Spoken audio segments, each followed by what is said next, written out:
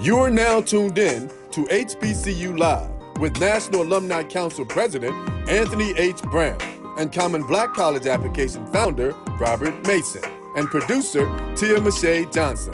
This is not just a show, it's an experience. It's a conversation with intention, purpose, and focus. So for the next hour, join us here on HBCU Live. Hey everybody, and welcome to another show. HBCU Live is not just a show. It's an experience. Experience, y'all. Hey, again, I'm Anthony Brown. I got our producer, Tia Mache. I got our man with the plan, Robert Mason. We are so glad. Today is May 27, 2020, and we are so glad you are here to be a part of this experience and so we can have this wonderful conversation. But before we even get started and talk about our guest today and talk about any current events, how y'all doing? What's going on? I am fantastic, and I'll tell you why. Please do. I'm glad you asked that question. I have been doing these little old school workouts, again, that you laughed at me about. There you go. But let me tell you something. For the first time in about a month and a half, I was sitting on the couch, and I was eating. And I turned a certain way, and you know what I saw? What'd you say? What? I saw an ab. All right now. I turned just a little bit to the right, and I saw an ab, and I'm like, just a little to the right. Just a little to the right. So I'm like, okay. So all of y'all out there that are laughing at it, brother, as he goes through his old school workout, is working. Oh, really? Absolutely. What you trying to say, man? I'm just saying, oh, really? That's all I said. That's all.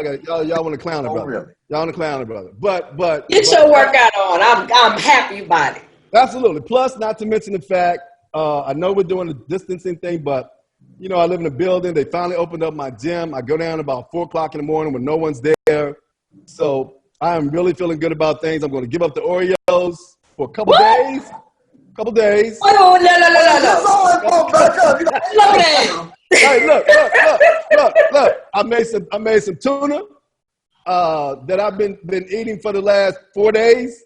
Can you eat tuna for 4 days? Is that Yeah, you can eat tuna for 4 days if you want to. No, but it's the same tuna. It's not a different pack. So, it's good for 4 what you days. mean? It's not a different pack. So I might need to stop eating it after 2.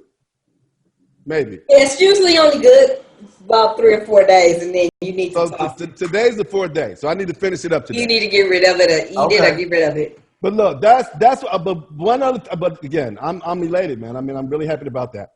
One other thing I want to share with you, I know we're not bringing a student on today because we have 2 fantastic guests.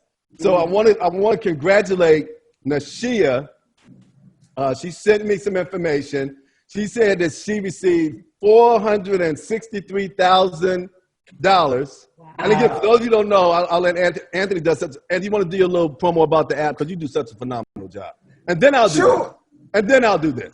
Listen, sure. So first of all, again, ladies and gentlemen, part of this program is being brought to you by the Common Black College application. Again, that's one application, one transcript, one test score. You upload it through the Common Black College app, app.com.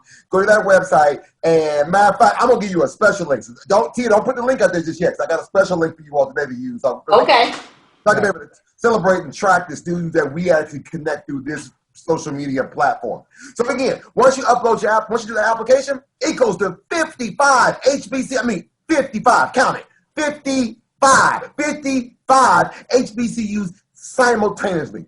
Every admissions representative can open an application and have decisions and start having conversations with the students, as well as the student can be able to go and start looking at scholarship offers, and start applying for scholarships and everything right through the portal. They can talk to a representative right through the portal application. They can go back and make any updates and things like that. It's a very user-friendly platform and system. Again, one application, one test score, one transcript. And right now, for a limited time only, you can do all of this for only $20. I told y'all Anthony does a phenomenal job. Where can you do an application? Where can you go and do 55 applications for $20? Nowhere. You can do it right here, Absolutely. right now. And guys, look, Anthony, go talk about it. Go talk Anthony about said he has a link that he's going to be giving you guys. So we might use it as a hook to hold you on for a minute or two. But you definitely want to get that link. But the person I'm telling you about, her name is Nashia. And Nashia used the app, and she received $436,000 in scholarship offers and 27 acceptance letters. So again, wow. We're not able to have Nashia on today. I promised her that we'll bring her on at some point later. But again, because of these two guests that we have, we weren't able to have her on. But we'll definitely do that. So, Brother Anthony, I know you have a lot to talk about with you and your 50,000 followers. Is it 50,000? I haven't even checked. You're right, you haven't checked. Is it 50,000? I don't even know. But stay tuned, because after we do this show about 9:30 p.m. Eastern Standard Time, we're going to come back and do an HBCU live after party over in the group called HBCU Alumni United. Now, listen, I'm multitasking. I'm trying to send Tia a link. Tia, how you doing? Let me just talk to you real quick. Just kind of do a check-in. You doing real quick? I am doing really, really good. Although my partner's in crime. Can you guys hear me okay? Although my partner's in crime didn't tell me I didn't have no light. My makeup wasn't right. My background wasn't right. See, ladies, this is why you can't rely on me to tell you nothing. Nothing. You look fantastic. You look fantastic. Okay. It's all right. I'm doing well. Busy. Awesome. But excited on what we have planned. And just so you guys are aware, in June, we're going to be changing our day. So I think that's something important to let everybody know. So let's talk about that real quick. Let's do that. Let's let them know. Right. So starting in June, we're going to be moving our HBCU Live experience to Tuesday nights at 7 p.m. So Tuesday nights at 7 p.m., you will still find us on the same channel, on the same network, the Common Black College Application on Facebook. I'm encouraging you not only to watch us on Tuesday, but I'm encouraging you to share. I think the problem is that we tend to watch, we tend to be consumers, but we have to learn to share within our networks and with outside of our networks the abilities and capabilities that a lot of students may not be aware of. You'd be surprised. You may think your students have heard everything there is to know about HBCUs and the opportunities that are there, but a lot of times they are not well versed in what an HBCU is, what the experience looks like. And we hope that by watching the HBCU Live experience, they get a taste of the amazing alumni that come out of HBCUs and the amazing educators that are at HBCUs and the amazing opportunities that they will have attending an HBCU. So again, Tuesdays, 7 p.m., tune into the same station and channel and enjoy the HBCU Live experience. Right. Okay. So now that we get it out, I've been over here trying to multitask. Y'all, I was discombobulated. First of all, listen, we're not at 50,000 yet. We are closely on our way. We are at 41,000. I think I have about, let's see, how many people I got at the door? We got 7,000 people trying to get into the club, and we're gonna let some of them. Is that 7,000? 7,318 right now. Who want to get to the club. That's what I call it. Amazing. And so we're going to have a conversation with them tonight. So if you're an alum and you are a part of that experience, we're going to be doing an after party over there around a little bit after 9:30 over there. And we're going to have a courageous conversation. We're going to talk to some people about some things. Understand something real quick. Whenever y'all join a Facebook group, let me get real preachy real quick and let me start talking. Whenever you join a Facebook group of any kind, make sure you read the fine print. Stop just joining groups and being a part of stuff, and you don't even know what the guidelines and the rules are. OMG! Listen, because some of y'all been not coming for me necessarily, but y'all been coming for the people, and this ain't that kind of party. Listen, we all about trying to uplift and support. Listen, we're losing too many people out here.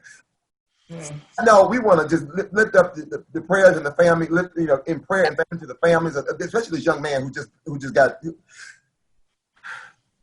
It's not safe for us as black men out here in these streets. It's bottom line. And the last thing we need to be doing is sitting here fussing about you want to put sugar or butter on some grits. We got a lot more things that we can be talking about other than that. Come on, y'all. We got to do better. And if you don't know, just chalk it up to your ignorance because you just didn't know something. But on the other side, it's stupidity when you know and you don't utilize the knowledge that you have. So stupidity versus ignorance. I ain't mad at you, but come on. Do better. Y'all supposed to be educated college professionals. Act like it. Amen. Wow. Take your time. That's quite an admonishment, bro. You felt that one, didn't you? You had to get that one out, didn't you, bro? All right. So, ladies and gentlemen, on today's show. Hey, by the way. I know, right? On today's show, we got two of Robert's good friends. He's been, they're based right there in Atlanta, Georgia. Orland Ledbetter. He's an Atlanta Falcons beat writer with the Atlanta Journal-Constitution. And then we also got Ernie Suggs, who is the race and culture reporter, also with the Atlanta Journal-Constitution. And both of these, one is Omega. Yeah. No. You said both Omegas? No, I said one. I'm sorry. One is and the other is a member of Alpha Phi Fraternity Incorporated. So we want to make sure that, but we're going to go like this. So we're going to let them in, and we're going to have this nice, courageous conversation with these gentlemen about what's happening in our current world, our environment, some of the things they do in their industry. I'll talk about their undergraduate life and all that good stuff. Gentlemen, good evening. Thank you for joining us today. We are so glad that you are here. Make sure you turn your microphones on so we can make sure that we can welcome. How y'all doing? Awesome. So again, welcome to HBCU Live. It's not just a show. It's an experience. And so we are so glad to have you here and have a great conversation for the next 45, 30 minutes, however long it'll take us to get through this today. And we're going to just have a great time while we're doing it. And so Daryl, let's start with you. Again, just give us a quick little background, who you are, what you do, what school did you go to? Right here, Howard University, class of 1984, BA in journalism. I was, a member of the Mega Psi Phi fraternity on the yard, editor and chief of the newspaper. The Hilltop, award-winning editor, and a long career in journalism. But my foundation at the HBCU allowed me to go to the University of Cincinnati and attend law school, admitted to the bar in the great state of Wisconsin. But, teaching law, not practicing here these days, but mostly a journalism career, been covering the Falcons for the last 15 years, and I'm in the sports writing field, and I won't take any more of your time. Thanks for letting me in. Awesome. Fantastic. Cool, amazing. Ernie, come on. Don't get your intro out. How y'all doing today? My name is Ernie Suggs. I am also a reporter for the Atlanta Journal-Constitution, and I've been here since 1997 covering race and culture. I attended the great North Carolina Central University, as you can see right here, one of the finest black colleges in the land, as you all know. I also, like Ledbetter, I was the editor of my school newspaper, the Campus Echo. I was the first person to be editor 2 years in a row. I was a junior and senior as editor, an award-winning paper, as you may know. I'm a member of Alpha Phi Alpha Fraternity Incorporated, as you can see. Don't pick that thing up again, man. Don't pick that thing up. Always by my side. Man, put your hat on there. Put your hat on there. Right, because you had to go put on something. I had to go put on something real quick. Hey, see, y'all taking up my time. The Qs are taking up my time. Oh, I'm sorry, bro. I'm sorry. Do your thing. Okay, so, I graduated from North Carolina Central in 1990. Been at the paper since 97. It was a great experience. The experience led me to go to Harvard. I was a Harvard Neiman Fellow in 2008, 2009. So it's been a great experience. NCCU's done wonders for me and my family, all my friends. And I'm just happy to be here, happy to be a graduate of an HBCU. Specifically, happy to be a graduate of North Carolina Central University. Let me ask you both this, because I'd be curious to know, what was it that inspired you to become a reporter or to go into that field of work? I'll take that, Ernie. Yeah, I in junior high school, I started writing for the junior high paper. I delivered the Plain Dealer.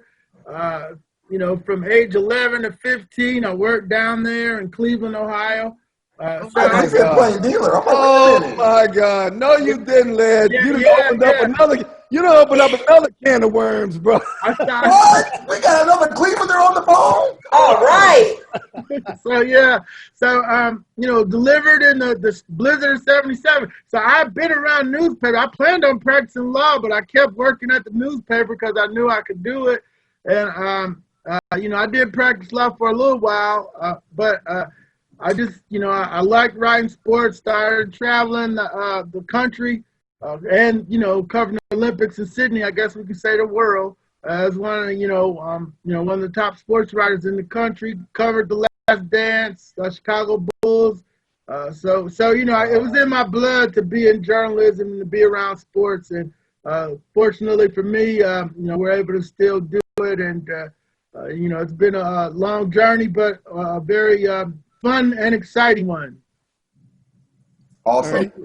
For me, I've always been interested in media. I grew up in New York City before I moved to North Carolina when I was 13 years old. But when I grew up in New York City, we had all these newspapers, New York Times, Daily News, New York Post. And I would just go by the corner store and literally, and I've written this several times in essays or whatever about my personal narrative, I would steal newspapers. I had cousins and friends who would steal candy and all that kind of stuff. I would steal newspapers and take them home and read them. Wow. When I moved to North Carolina, it's just like Ledbetter, I started delivering the Rocky Mount Telegram. That was like my first job as a paper delivery boy. I joined my high school newspaper. And also when I was in high school, and I think Ledbetter mentioned this, when I was in high school, I lived in a small town in North Carolina. So we only had one or two sports writers for the local newspaper. So they would hire high school stringers to write about high school sports. So whenever my high school was out of town, when the other reporter couldn't go, I would be the reporter covering Rocky Mount Senior High football games and basketball games. So that's how I kind of got my first step into journalism. And also kind of like, there weren't a lot of people out there who looked like me and Ledbetter in the 1980s or 70s whenever we started. So I looked at people like Brian Gumbel, who was like that only guy out there at the time. And I wanted to kind of be like Brian Gumbel because there weren't a lot of role models out there. And Brian Gumbel was one of those kind of guys who was in the media, who was doing something that I perhaps wanted to do. So I kind of got into journalism, went on to do it in college, and been lucky enough to be doing it now professionally since 1990. Since I graduated from college, I've always worked in a newsroom. Wow. I'm just curious and wanted to know how has the industry changed from when you were in undergrad to your current career, but then how it's changed since March to now? Yeah. Go ahead, Ernie. I was an undergrad from 1985 to 1990. Me and some of my journalism classmates are on this call now. We were cutting and pasting and writing and reporting and, just kind of doing basic stuff, learning kind of that basic old school way of journalism. And even now, the way things have changed with the internet and online stuff, I was trained that way. So I still kind of live that way in terms of how I do my journalism. But it's changed. From when I started in 1985, you say as an undergraduate, to now, it's changed the whole 2 or 3 generations. Even when I started at the newspaper in 1997 at the Atlanta Journal-Constitution, we have 500 reporters. This is before COVID and all this kind of stuff. We have 500 reporters. Now, Ledbetter, we got about 150, and we're doing everything. I used to write a story when I started. I would write a story. My editor would edit it. A copy editor would edit that. They would send it off. Now I'm writing my own stories. I'm writing my own headlines. I'm promoting it online. I'm doing all this kind of stuff. And Ledbetter is doing that kind of stuff tenfold because he's doing sports and he has to, I'll let him tell it, but it's changed 180 degrees. Wow. Daryl, what you got? Yeah, Anthony, and I don't know how old you are, but there used to be a paper in Cleveland called the Cleveland Press. I remember the Cleveland Press because I do remember. I remember the budget of 77, by the way, too. Okay. Yeah, so I graduated in 84. The press folded in 85. So, my buddy Wayne Moss was, I interned at the Plain Dealer in 84. But my first job was at the Charlotte Observer. So I'd interned in the South at Newport News, Virginia, the Greensboro Daily News and Press. And then, so I somehow ended on the Southern swing after interning in Cleveland. Spent some time in Cincinnati at the Cincinnati Enquirer. Then I was at where I went to law school and worked at the same time.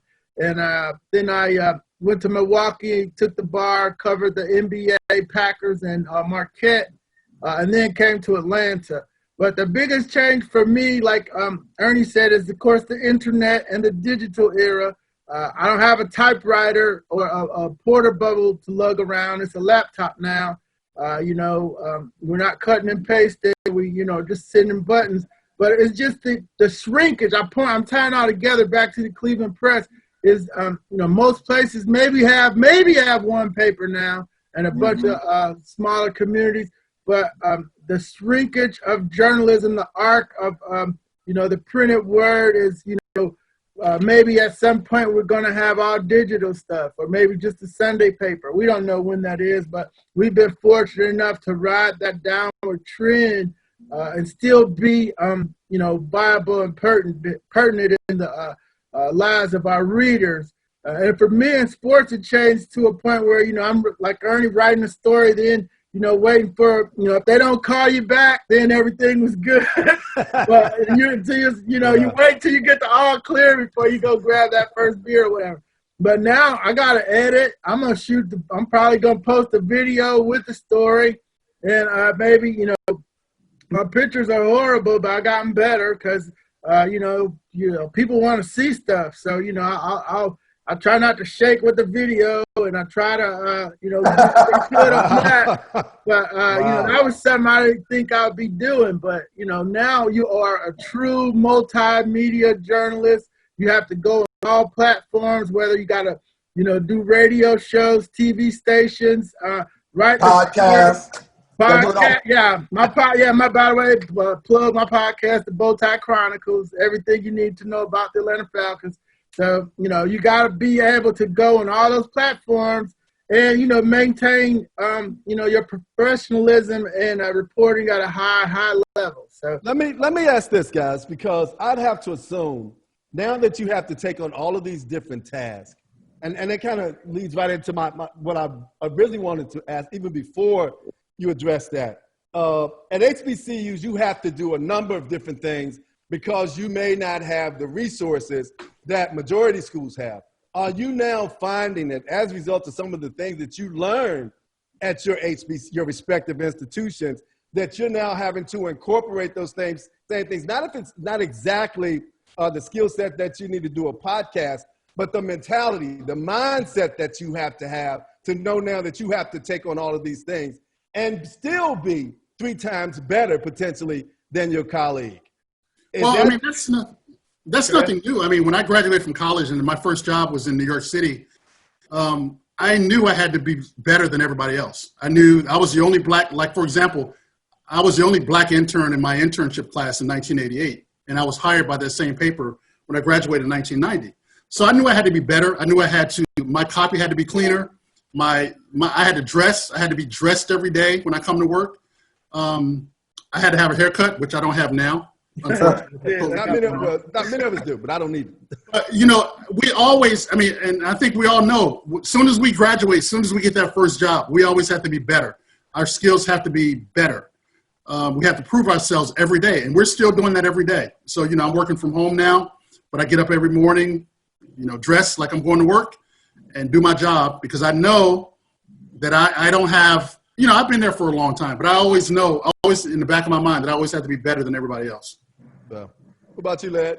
Yeah, during my time at Howard, we, you did a little bit of everything. Of course, I was the announcer for the football team. I was a public address announcer for the football team. So that led me to radio and to be able to do podcasts. I never got behind the camera because, back then everything was split. You just wrote stories. The camera, TV people went their way and the radio people went their way. But I did go on WHMM, I think it's now WHUR once, and did a show because I was editor of the paper. It was about deployment of missiles in Europe.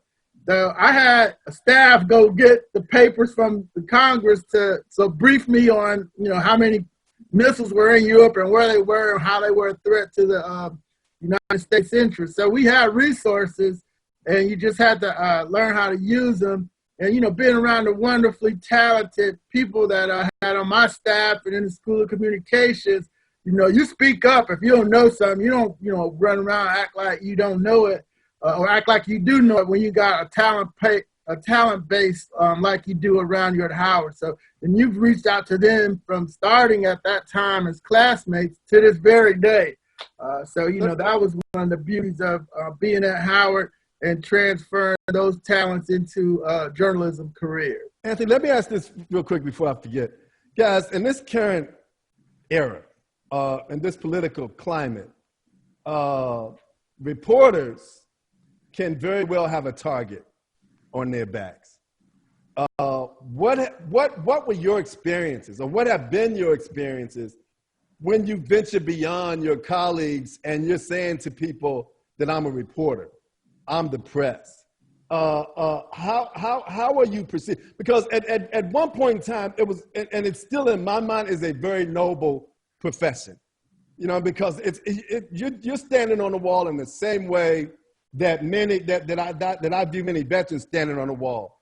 You're the difference between what's real and what's not in many cases. So how are you perceived, again, outside of your circles when you tell people what you do for a living? For me personally, you know, I cover race and culture, so I'm always on the forefront of what's going on in America. You know, if not for COVID-19 right now, if not for COVID-19 right now, there's a great chance that I could have been in Minnesota right now, covering what's going on down there.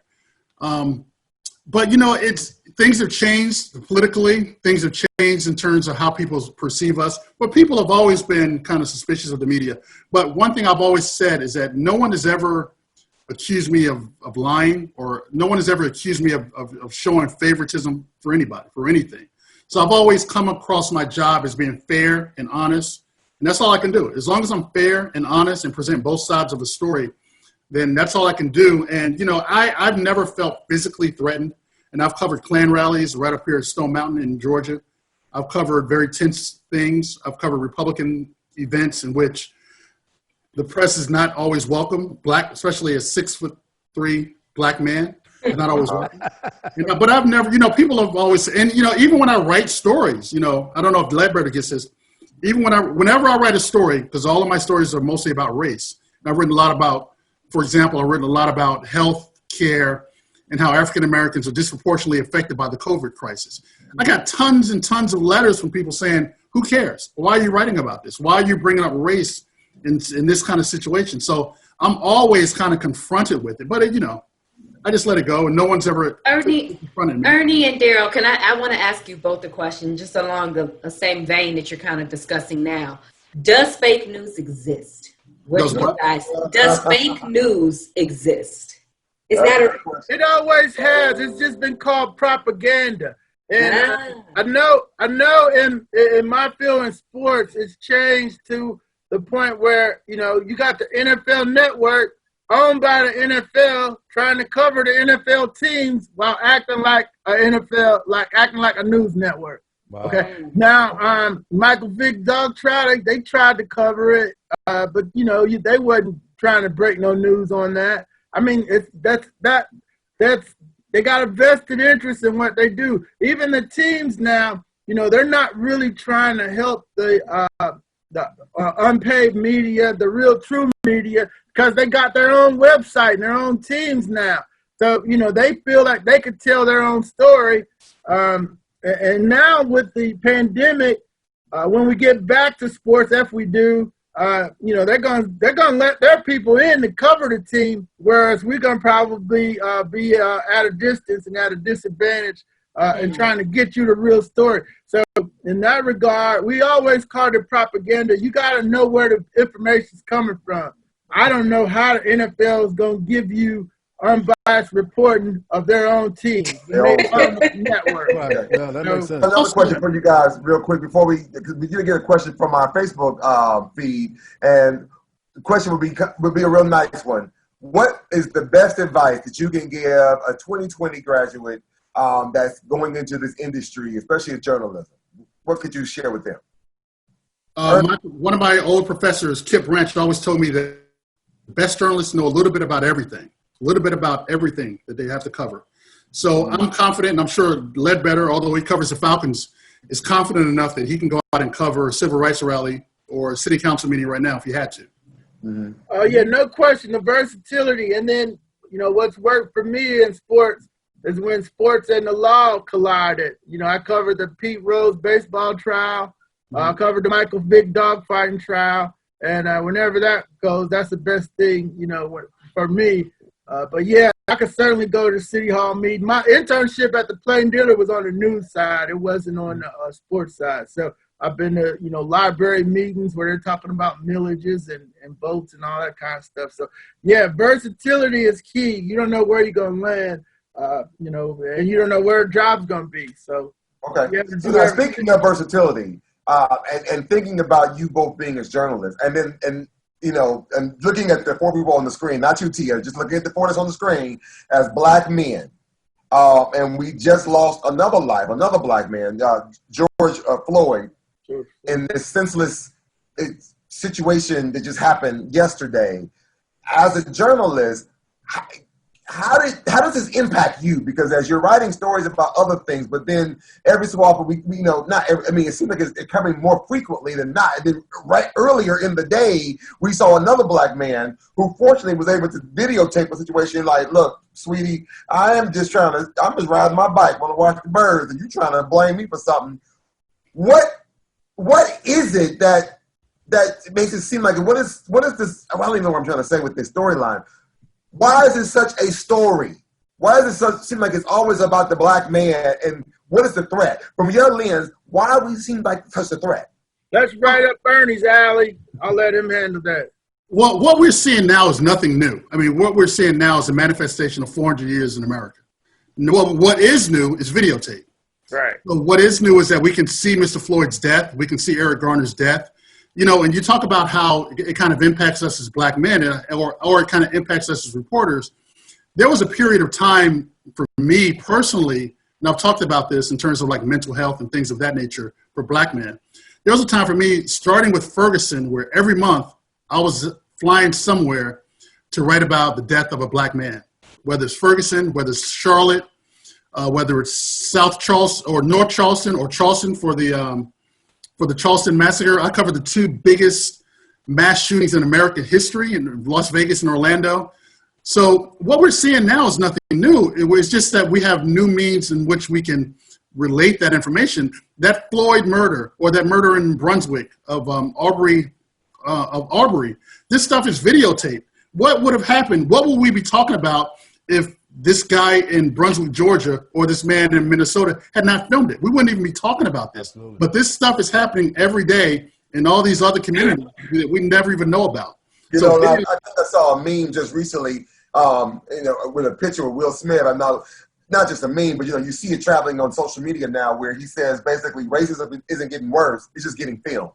Right, and that's exactly what's going on. Let me ask you this. I'm kind of curious to know, as you talk to these ball players who one day lived in a project and the next day they're multimillionaires, how conscious are they in terms of what's going on in our community as a result of the Kaepernick situation? Do you find that these brothers, as they come into the league now, because it amazed me, I was in Alabama at the All-Star game, and these brothers overnight went from being broke to multimillionaires once they signed that contract.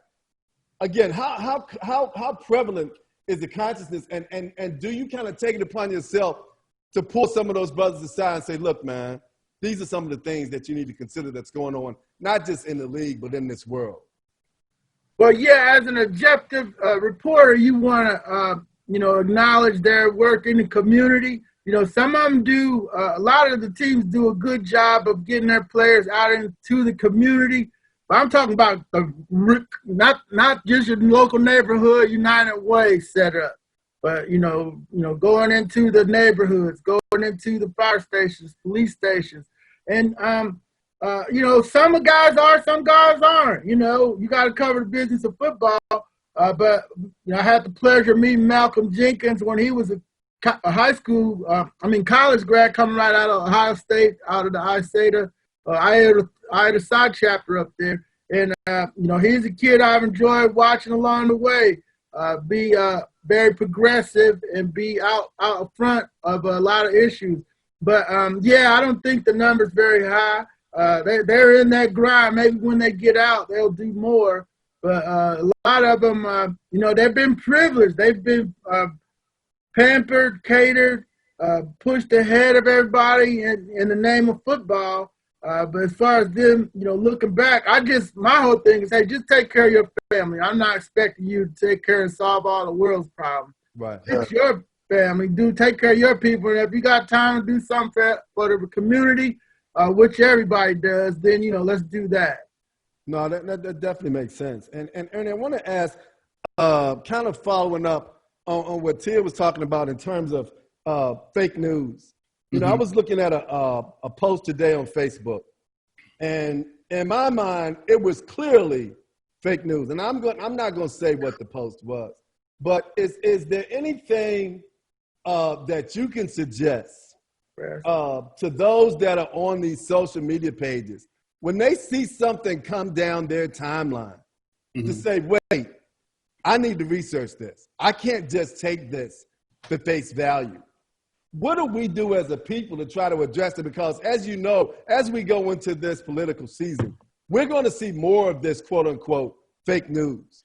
And we truly have to be careful what we internalize. And more so, not just what we internalize, but what we disseminate. I see people that I think are quote unquote educated disseminating some of this information. I'm like, are you kidding me? All you had to do was do a quick Google and you could find out that this is not true. How do you address that with your friends, and how do we address that as a people? Well, I think you got to figure out what the source is. I tell everybody, before you send me anything, especially in the inbox or whatever, verify where it came from. Like you said, do a quick Google search. And it's very easy because there's so much out there. We're being inundated with so much in social media that a lot of the stuff is fake. And we just got to be very diligent. I tell everybody all the time, understand where the source is. Click on it yourself. A lot of people click stuff and haven't read it. They haven't read the story, don't know where it comes from. Just click on it, just see where it is. And the fake news kind of thing, because it's kind of, the definition of it has kind of changed. You all obviously have fake news. What's going on right now with the Scarborough, for example, murdering his intern? That's fake news. But another definition of fake news has come about is news that you don't agree with. News that doesn't follow your political philosophy. That has become fake news. And everyone's, a lot of people say things that I've written is fake news, but it's not fake news. It's just what you don't agree with. I don't like it, so I'm going to say it ain't right. Right. Yeah. So there's kind of two narratives you're talking about when you talk about fake news. But in terms of the real fake news, the real stuff that's not true, verify it before you send it. Read it before you send it. And have common sense, have common knowledge. Yeah, that would help. When you got people talking about sex rings in the bottom of pizza shops, that doesn't make common sense. And you're still sending that stuff out. You got to ask yourself the question, what are you doing?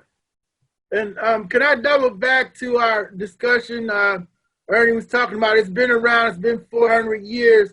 I think, and certainly the landmark case, that's what I was looking at when I was looking down. Nebraska Press Association v. Stewart, 1976, was the first Supreme Court case to allow cameras in the courtroom. Okay, ever since 76, cameras in the courtroom gives you court TV, gives you OJ, gives you that whole era of TV. Camera phones. Now, we're recording these lynchings on the street now that have been happening after that. Tony Brown, Tony Scott, Walter Scott's brother, knew him from Johnson C. Smith up at a road chapter up there. That was his brother, Walter Brown. If that kid doesn't pull out that phone and record the cops shooting him in the back, we wouldn't have known about that. So these have been happening. I was like, oh my gosh, we're gonna start seeing more and more. And certainly Minnesota's a fine city. A lot of Fortune 500 club companies up there. I lived up that way in Wisconsin. The black folks I meet from Minnesota are the finest people you want to meet. But but you still got a police force that's willing to.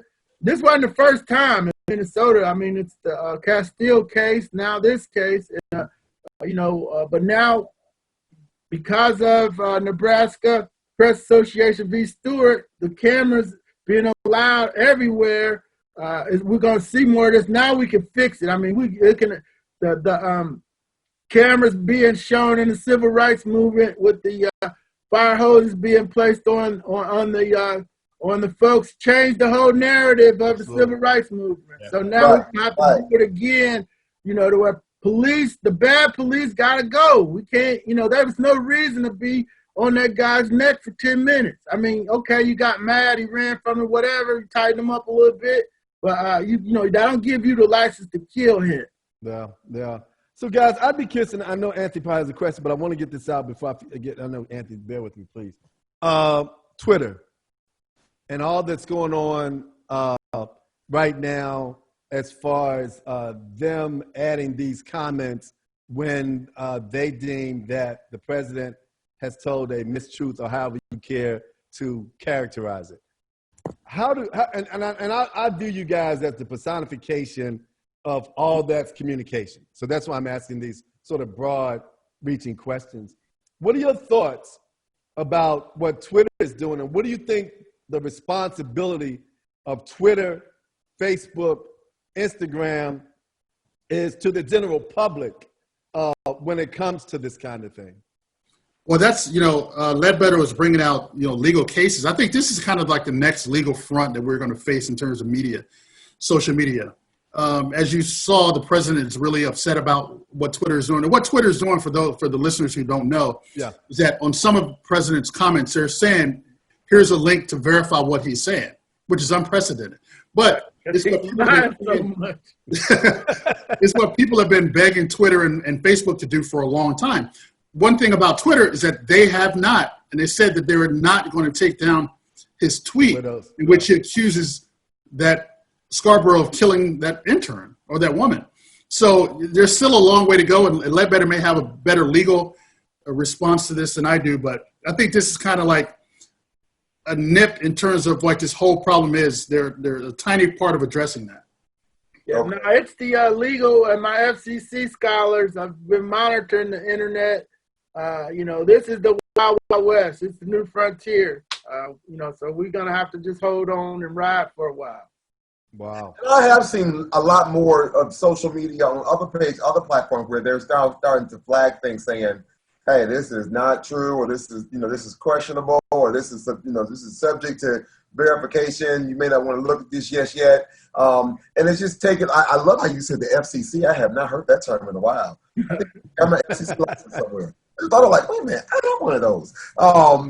So, and I think we just need some more of those people out there with those eyes and ears to just kind of make sure that what's being put out there is right information. Anthony, if you check in your chat, you'll see there's a question out of the Facebook room for that. All right, so what do you guys think will change the narrative for killing people of color, and what will happen to get what will have to happen to get things changed? So, what do you guys think will be the narrative? Can change the narrative from killing people of color, first of all, and then what will happen to get things changed? I don't think I understand the question. Well, the first part of the question is, let me look at it. What will change the narrative? What needs to happen? You talked about the 400 years, and now it's being, racism is still here. It's just being televised, it's being filmed, that type of thing. But what can shift? What is going to help us shift this narrative so we're not losing another person of color? First of all, the cops being charged with murder. Because, with them policing without any consequences, they lost their job. The union's going to fight. They're going to go to some suburb and get another job, in 18 months or so they can keep on working. So until they start getting charged with murder, this is going to keep happening. And then what we got to do as a people is separate. Because you're going to hear what about the black on black crime? And that's a whole separate other issue than police killing the victims in the street. But those are two issues that we still got to address, but on two different tracks. So I'd be curious to know, Ernie, once you start to think about what's going on our HBCU campuses, more importantly to me, because of what I do, what do you say to those high school students out there who might be an aspiring journalist? What kind of information do you share with them, and what kind of things that they do to help develop the skill set, to harness to do the kinds of things, to put them in a position to be where you guys are a few years from now? Just like you would do as an athlete or an artist, you train and you hone your craft. One of my professors always told me that the best way to become a better writer is to read, and to read as much as you can. And I, as you can see, my bookshelf is full.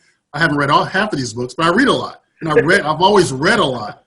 And the more you read, the better you become a writer, and the more informed you are as a global citizen. So, watch the news, pick up find people like Ledbetter who you like, whose stories you like, whose writing you like, and read their writing, understand their styles.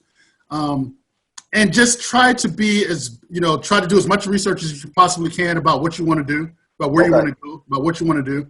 I get a lot of college students who are, one of the sad things, and Ledbetter can probably attest to this as well, is one of the sad things I get a lot are college juniors and seniors who haven't done a lot in college, who want to be professional journalists, who want to work for the Atlanta Journal-Constitution, who have no clips, who, if they do have clips, there are a lot of opinion-type pieces. There's no news there. So you should start in high school, but I think a lot of college black students at historically black colleges have to understand that they got to use that 4 years as much to their advantage as possible. Every school has a school newspaper. Most schools have TV stations and radio stations. Right.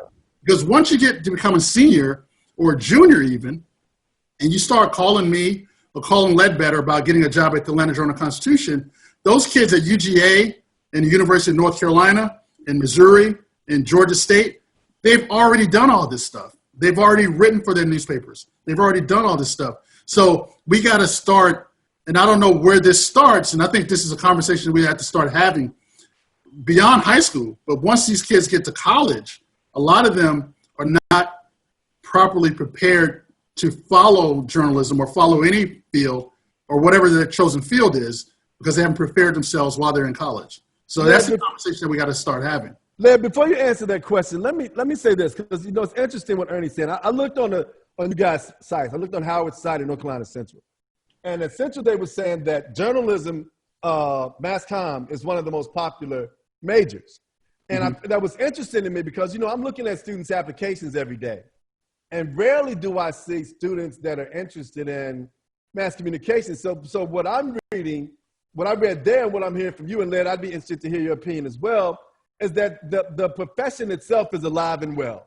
That there are a lot of people, a lot of students out there that are interested in going in to the field. Is that what you're saying, Ernie? Because again, that's amazing to me. And are you, as I'm sure there's a professional black journalism? Of course it is. Yeah, right, absolutely. Because I've been to your conferences before. Yeah. So I'm assuming they're making a concerted effort to reach out to high school and college students. Correct? Yes. Right. Can you guys talk? I'm sure you guys probably belong to that organization. Can you talk a little bit about that and how students can get involved? Yeah, I'll take that, Ernie. I'll take that, Rob. I'm one of the founders of the NABJ Sports Task Force. We founded in 1987 in Miami. And, we've grown from a group of 33 to 300 and something folks. And when you walk in the room, it's 200 kids that know you because you've been in the game. And, and I know that they are qualified. And so we have workshops. We mentor them throughout the year. We have a listserv where we can contact each other daily. Job comes up and we're going to have some candidates, in sports for sure. And a lot of them, Jamil Hills came through our program, Stephen A. Smith, Mike Wilbon was in that group, Roy Johnson was one of our first presidents. So, the NABJ Sports Task Force, which I was the secretary for 10 years. Wow. Keeping track of all the journalists across the country. and so forth. So that network has grown, can grow bigger, can do more. Right. But, you know, there's probably not going to be as many newspaper jobs. Probably going to be in TV, going to be on the ACC network, SEC network, the Big Ten network, ESPN, NFL network. You know, they're going to be jobs because people like sports. And if you could tell stories, whether they're on video or, in writing, there's going to be a story to be told. And let me also add, Robert, just not only could you be a part of this national association, many of the local chapters on the undergrad levels, and they also have chapters in the various markets and various cities. So you can be able to join not only on the college level, but you also can join, in your respective. Because actually, I'm a member of the Greater Cleveland group. Oh wow, I didn't know that, bro. Yeah, it's full of surprises. And just one more quick wrap up of NABJ. I'm the former national vice president of the organization.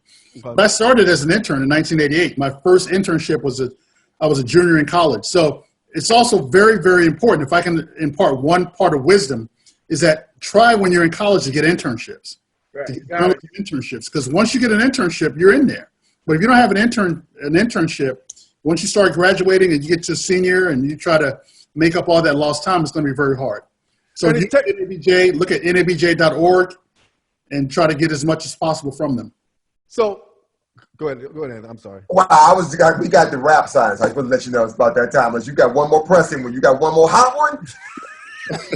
I'll let you get that one little hot. You got that one hot question. Yeah. I just want to, because this is so vital to me, man. And I think gotta be hot. I'm trying, bro. I'm trying. And again, I think they play such a vital role. Is there any information that you guys can leave in the chat room for those students that are aspiring journalists, things that they can do, or can they follow you? Give them your Instagram, your pages, so they can follow you. Real quick, Led. Real quick, Ernie. Give you a quick Instagram, your Facebook pages, so they can follow you. Yeah, at DOrlandoAJC on Twitter, at DOrlandoLed on Instagram. NABJ.org. Just go to that site and look for student activities and get involved in your sports information departments at your college and student newspapers and TV stations, radio stations. And you can follow me on Facebook. My paper's website is AJC Sepia. That's AJC Sepia, which is our Black content Facebook page. You can follow me on Twitter and Instagram at Ernie Suggs, and that's just basically at Ernie Suggs on both of those platforms. But like Ledbetter said, man, use that college to do as much as you can possibly can. Use that newspaper, that TV station, that radio station. Reach out to people like me and Ledbetter, because we've been there, and, reach out to us. Listen, I wanted to let you all know that someone made a comment saying there are only a handful of fellow classmates out there that are working full-time in the field, including myself. Someone wants to make sure that you all know that sometimes you may also have to create your own opportunities in this new world, in this new space that we're working in. Sometimes you have to not necessarily wait on someone, look, we all got these cell phones now. And you all have sometimes you can craft a story and start to maybe create that blog or create that opportunity.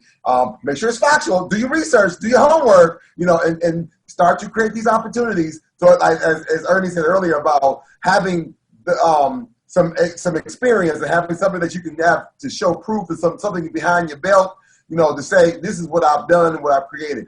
Gentlemen, look, we got to get up out of here. Thank you so very much, both of you, both Ernie and to Daryl, both from North Carolina Central and Howard University, doing the thing out here, working at the Atlanta Journal-Constitution, representing proud HBCU alums. Thank you for doing what you do in this world of journalism and keeping us connected, keeping us informed, and all that great stuff. I appreciate it. I'm so glad y'all are friends of Roberts and y'all can be a part of the show. And we'll definitely have you guys back. Thanks for having us. Awesome. You guys take care. Be safe. Thanks for having me. Appreciate it. Guys. Whoa, man, listen. What's up, man? And there he goes. See, there he goes. Listen, that was pretty cool. Somebody made a comment and said that this topic today was on fire. It was. Thank you for the feedback and some other folks. Thank you for watching. Thank you for being a part of this. There's a few things we wanted to come back and do some quick wrap up. Hey, so earlier in the show, we were talking about the Common Black College application, right? And we're talking about, again, an offer. You can't beat it. How many places can you go and apply to 55 HBCUs with one application, with one transcript, and with one test score? Not too many places, but this guy right here, he created an opportunity. He made some things happen. I need to be pointing at this, but look on Facebook. You're above me. So other way, other finger, other side. Other side. So okay, but anyways, he's over there. So you see him over there. And so he made a creative opportunity. I keep telling everybody, like, I met this guy when he was like, probably had like 10 HBCs on the list. Now we're up to 55. And so again, now we got a special offer. So Tia, I sent you the right link where it talks about, it's like that little ad promo. I got it. Boom. So in the comments section right now, I know we're just pointing all over the place, right? So applying to college just got a whole lot easier. Applying to college just got a whole lot easier. And here's a great recruitment resource for students who are interested. Even more, if you are a viewer right now and you want to help a student, you know what, Anthony, Robert, Tia, I don't have any kids who are college bound right now, but I want to help another deserving student. You can do that as well. So also on that same link, not only can you provide it and give it to right now to any class of 2020 student that just graduated this year. So any student that just graduated, class of 2020, they still haven't made their final college decision, they can do the application right now for $20. For anybody in the class of 2021, so our 11th graders who are now going to be rising seniors, right now, they can still do the application for $20. Now, again, limited time only right now. I was able to twist Robert's arm just a little bit, and we're able to offer this application until at least August. So right now, we're trying to hold off until at least August. And then we can see what happens after that. We'll see. Now, if you have a student that you want to support and you just want to say, hey, I want us to pay for some students. I want to pay for 5 students, 10 students, 100 students. I ain't going to stop you. I'm not going to stop you one bit. Hit that same link that's in the chat, and you can pay for as many students you want to pay for, and it'll give you a code, and then you give that student that code, all right?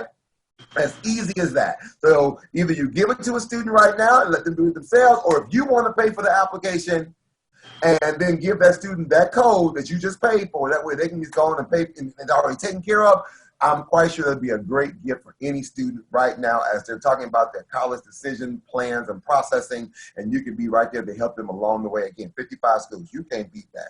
And then maybe once they get to one of their institutions they want to go to, they may decide they want to go to a school like Bethune-Cookman University. Or Virginia State University.